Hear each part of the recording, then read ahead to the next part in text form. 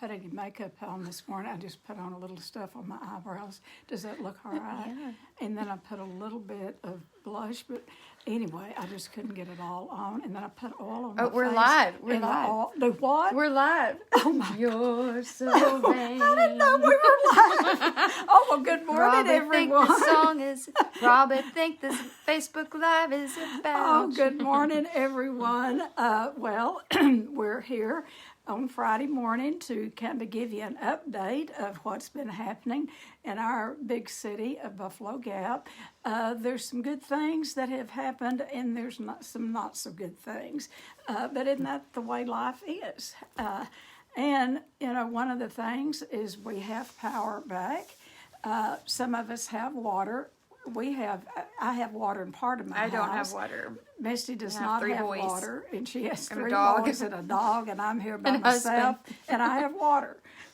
Some things, life's not fair. So, anyway, we still got so much snow and ice on the ground because the temperature is still in the teens. We're hoping that it will get up to hopefully Let's check tomorrow. right now. Past freezing so we can thaw out. And it's been so sad here in this little town of 463 people. We've had some elderly people that have died in their homes, and that saddens me.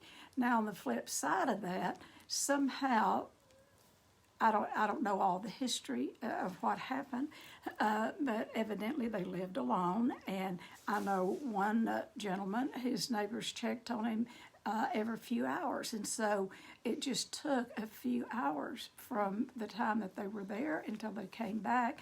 Evidently he went out on the porch. Anyway, it's sad. You know, that we've lost some of the elders in our community. But the good news is the people in this little community have come together. Everyone's helping everyone. You know, they have brought us water at Shays. They brought us paper goods. They've asked for if we needed anything.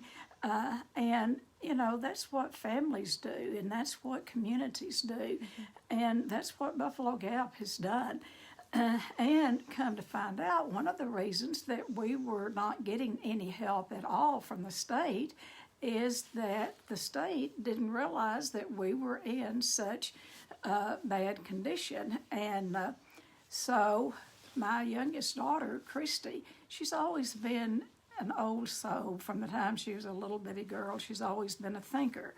And we have a friend that is a congressman from our area, but we've known him for years. So she took a chance and called his office in Austin and talked to his assistant, and they had no idea that Buffalo Gap was in such dire straits. And so by that night, we had electricity, and Lambert is his name. Last name is Mr. Lambert, and he came here himself, and he helped serve food yesterday from Perini Ranch. They've been giving Yes, thank you, Perini's. Perini's has done wonderful. They have been taking food to people, and if you know anything about Perini's Steakhouse, they are famous pretty much the world over, and here they are in Little Buffalo Gap. They have a restaurant out on the ranch, the original ranch where the Perinis lived.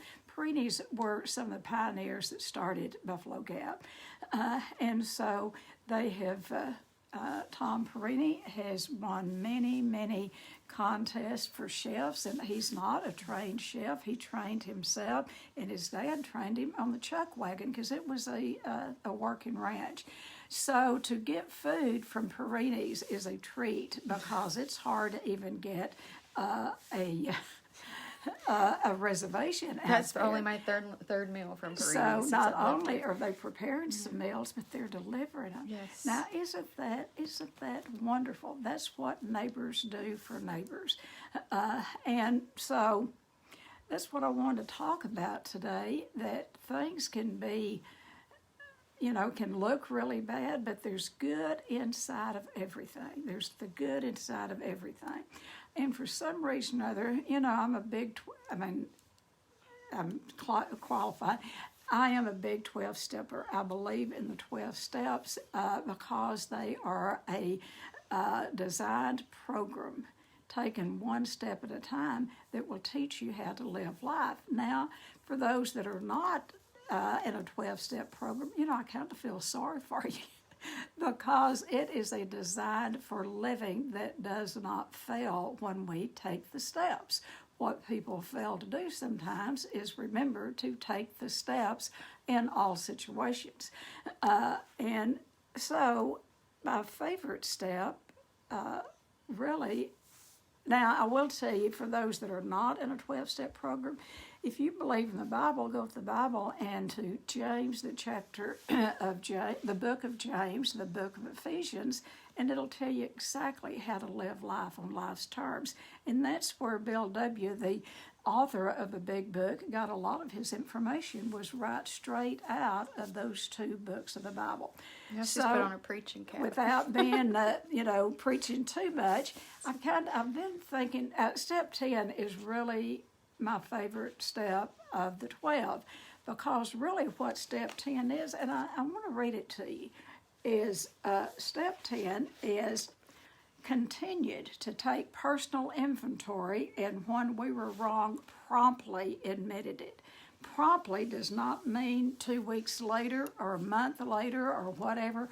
When we do something that we know that is outside our value system and we get guilty over it, and we have maybe said something that hurt another person, or whatever we did, we must make, as any form of an addict, we must make amends immediately, because those are the things, it's not what we do, it's the guilt from it that affects an addict. And the guilt is what will take us back to the overeating, the starving, the binging and purging, alcohol, drugs, whatever. It's our behavior, the guilt of it. And people in 12-step programs, we absolutely are not perfect. But we have to live a different level of life than most people in order to stay in recovery. Now, what the big book of Alcoholics Anonymous talks about, that we strive for perfection and we settle for progress. We just look for a little progress every single solitary day, because that's how we grow. And like I said, this is not about perfection. It is about learning how to live with ourselves and other people. A lot of times we don't know how to be with other people. I want to give you just a few highlights that I really like about step 10. It is one of the things it says in step 10 is that we have entered the world of the Spirit. Now, that's not about religion. That is about spirituality. Spirituality. And I know some preachers don't like to hear that. They don't like to hear people say that they're more spiritual than religion. Religion is about, you go to a body of people in a building, a church, and you worship with them with like kind.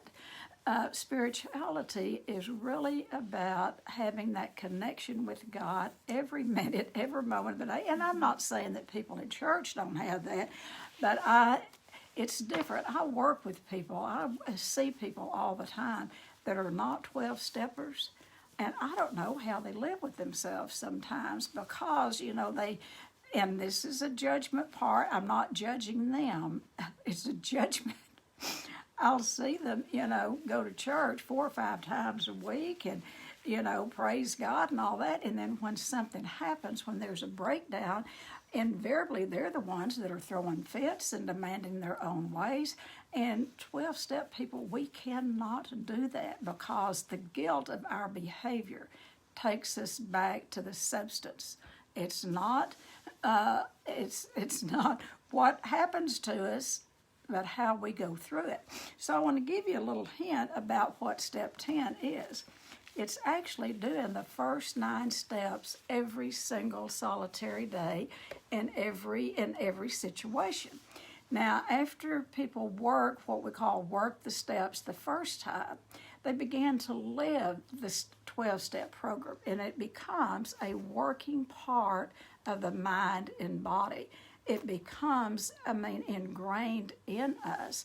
And I will tell you, folks, the only solution that I know of for any addiction, and that includes all forms of eating disorders, drugs, alcohol, all process addictions, the only solution that I have ever found is spirituality, is turning whatever the problem is over to the God of our understanding. God can and will heal any area of our life that we're willing to turn over to Him. You know, with a lot of times with addicts particularly, the reason that we don't want to turn it over is because we don't want to stop doing what we're doing. So the 10th step is doing the first 9 steps over in every situation. For instance, step 1, all step 1 is figuring out what is the problem. So in step 10, when something comes up, and in this, we've had the pandemic in 2020, 2021, we're in a blizzard snowstorm that some of us have never seen in our lifetime. So there are things to get upset over if you allow yourself to. But addicts cannot allow ourselves that privilege because we will use over it. So doing the first 9 steps, after you do them for a while, they become automatic. And if you'll pause, Bill W. wrote when he was 16 years sober, after he wrote the big book of Alcoholics Anonymous, 16 years sober, he was suffering from severe depression. Now, he never drank over it, but he was depressed. And he wrote a letter during that time about depression. And what God revealed to him, that what he had to do was to quit being dependent on other people, places, and things, instead of putting his dependence on romance and other people and other people's approval, to put his dependence on God. And he said, he preached it, he taught it, but he got to the point that he wasn't doing it. And so he suffered from severe depression. And out of that, that's where good things can come out of bad situations. Out of that, Bill W., 16 years sober, wrote the book called The 12 Steps and 12 Traditions, and he expounds on the steps. And in step 10, what he talked about that I love, he explains what step 10 is when you have a problem to come up, stop in the mess, pause, push that pause button. And I'll tell you, for people in recovery, we have to stay conscious. We have to stay conscious, because if we don't, like that, we'll go into running our mouths off, hollering and screaming, doing harm to other people, and then the guilt of that will take us back to our substance. So step 10 out of the 12 and 12 says to pause, to push that pause button. I'm interpreting the pause button, but it says to pause in the midst of a situation and do a spot check inventory. A spot check inventory. And what that means is check yourself out. You know, what's going on with you? And then, and that's all step 1 is figuring out what is the problem here. If we pause and figure out what is the problem that I am letting whatever's happening just absolutely drive me nuts. So figure out what is the problem. Step 2 is came to believe that a power greater than ourselves could restore us to sanity. Because when we are into ourselves and, throwing fits and all, there's a part of us we've gone insane. There's a sliver in our brain. We are acting out of insanity. So step 2 is to seek God's will in the moment. Step 3 is made a decision to turn my will and my life over to the care of God. So those first 3 steps is you figure out what's the problem, the solution's God, and step 3 is, do you want to stay in the problem, folks? Do you want to stay in the problem, or do you want to go toward the solution? And the solution is God. And so you say, pause, God help me. He can. I love what Misty talks about is those silent what do you say? Sigh prayers. Sighs, even our sighs Our are prayers to God, sighs, and we yeah. don't know what to pray. And just to whisper, just, oh, God, help. And God hears every thought, every problem that we voice to Him. And then we immediately go into step 4. It says take a thorough searching and thorough inventory of ourselves. Guess what? We don't get to take other people's inventories, and don't we want to? Don't we want to take, our spouses or our kids or somebody's inventory? Why isn't the governor doing more for us? We want to take somebody else's inventory, but we don't get to. We have to look at our part in the situation, our inventory. And then step 5, what we do is simply share it with someone else that understands the 12 steps and just say, here I am again. I am making a fool out of myself, or I'm wanting to act out, I'm wanting to drink, I'm wanting to overeat, whatever. So step 5 is we share our inventory with another human being. And then when we do that, they're going to help us see what our character defect is that's bubbling up, not the other people. Wouldn't we love to just, talk about other people's character defects and how bad and awful they are? But if you really want to live free and in recovery, you have to look at yourself. Sorry, folks, we don't get to look at other people. If you really want to be sane and sober and clean and in recovery from an eating disorder or whatever. So steps 6 and 7, we call them little bang steps. They work together because in step 6, after you've done an inventory in 4, and then someone in recovery understands what you're doing, they will help you see what character defect that is rearing its ugly head. And those character defects are usually resentment, self-pity, fear, anger, fear, resentment, problems in the sex area. Those can be what we call character defects. And so someone that's farther down the road, a sponsor or someone in a 12-step program, will help you see what character defect that is rearing its ugly head in that moment. You talk to someone else, you figure out what the character defect is, and in step 7, you simply say, God, remove this character defect from me in this moment. We can't remove them by ourselves. We've got to have God's help. And then, step 8, if you've already done harm, hopefully you'll do this process before you act out and harm someone. But if you've already done that, if you've already, raged at somebody or did something that you're feeling bad about, step 8 is figuring out who you need to make amends to. And then step 9 is simply making amends. And we don't say, oh, I'm so sorry, I'm so sorry. Addicts have felt sorry all of their lives. We feel sorry because we've overeaten and we've starved ourselves, or eaten and puked our guts out, or we've drank or drugged, so we feel sorry about the sorry state of our affairs. So making amends is just saying, I really need to make amends for what I said or did that might have harmed you. You don't even have to go into detail of what it is, because if you try to go into detail of what you think you did to that other person, you'll miss it, and they'll want to add to the list, well, what about this? So you just say, I need to make amends for my behavior. I really need to make amends for what I said to you or I did to you. And that's really all you do. And then you mend your behavior. You quit acting out of the behavior. I'll tell you, folks, the 12-step program is a very simple program for complicated people.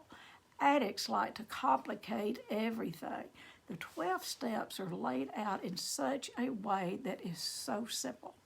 So I just wanted to mentioned step 10. I love step 10. And then one of the things that comes out of that is mentioned in step 10, it says, we have ceased fighting anything or anyone. recovering people, we don't get the privilege of fighting people. Now, when we get into that, I kind of got into, just for a second, a few minutes yesterday, I wanted to kind of get into the political stuff about, well, why aren't we getting help and all. It didn't last but a few minutes, I'm promising you folks, because sobriety to me is emotional sobriety, is being sane. And I'd rather be sane than right, and so we have ceased fighting anything or anyone. We can't, addicts, recovering people, we can't be the ones that are storming this and storming that and carrying flags and waving flags and demanding our own way. We don't get that privilege. What we have to do is to take care of ourselves and do what we can do to help others if we want to stay in recovery. And recovery is much more than not using. If people are just not using and still have the behavior, what we call that is being sick sober in AA or in the program. And so then this last thing I will mention about step 10, it says what we really have is a daily reprieve, a daily reprieve. It didn't say for the next week or tomorrow or forever and always. It says a daily reprieve contingent on the maintenance of our spiritual condition. The book talks about staying in fit spiritual condition. And that's what we have to do, even in the bad times. So I hope this helps. And like I say, the longer I talk, sometimes I go into preaching, but I love the 12 steps. And I am not in any way, folks, putting down church. I go to church, I attend church, but I don't go there to heal my eating disorder, because most people in the church don't understand unless they have treated it themselves. So I go to worship God with other believers, and I go to is going on with me, so I won't overeat over it or practice bulimia. And by the grace of God, that recovery has been going on for almost 36 years. So I'm telling you, it works. And I've known people that are old timers, 55 years in recovery, 60 years of recovery, but it's only a day at a time. It's being staying in fit spiritual condition every day. So if anyone has any questions, we'll answer them. If you have any comments, I can't, there's not any changes. No, they just have to comment on here, but we're good right now. Okay, we're good right now. So I hope you've gotten something out of this. And if you are in a 12-step program, just thank God and be grateful, because it gives you a planned program of action that will take you one step at a time into sanity. And it happens every day. And like we said, we can't live today on what, I did 36 years ago almost. Today is a new day. And what I do today is what's going to keep me in recovery. And part of that is to stay in my own hula hoop, set healthy boundaries, stay out of other people's business.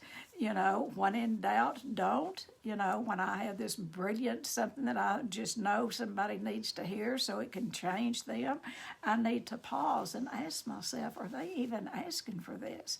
And if not, set a boundary.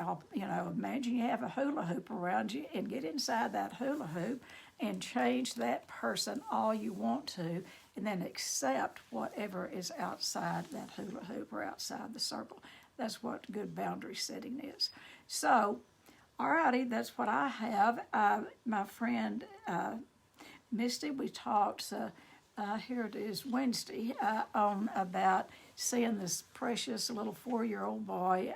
Someone sent it to me, him singing this song, Everything's Gonna Be All Right. And so Misty, being the musician that she is, she went home and she learned it on her guitar. And we're gonna close this little Scoot this session back a little here. with Misty, and hope gonna y'all stay in will with me. sing along with us. I don't sing, but I can kind of hum and, tap my foot. But Misty's going to sing for us. Yeah, wherever y'all are, just Sing along sing along. and figure out what you're grateful for right this stay in minute. with me. Huh? Stay in with me. Okay. Yeah, throw us a little music note emoji or something and let us know you're singing along with us. Yeah.